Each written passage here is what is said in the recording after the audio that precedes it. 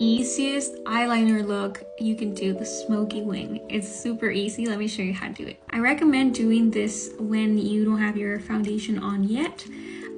That way, if you have any fallout, you can just like clean it up. On my tape, I make sure it's really well set, especially on this area. So I use a black pencil, but you can also use black eyeshadow. Apply a tiny bit right here on the little corner between your eye and the tape. Start blending that pencil out in a line.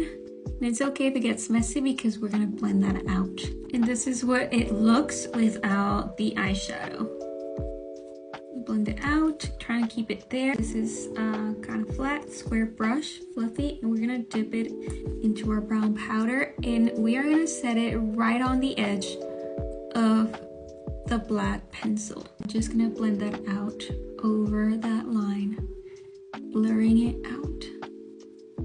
Then I'm gonna grab this lighter shade, and I am just gonna apply it on the outer, also blending out that edge. We add a lighter color to the inner part of your eye, up to here. Mascara and lashes, and let's remove it.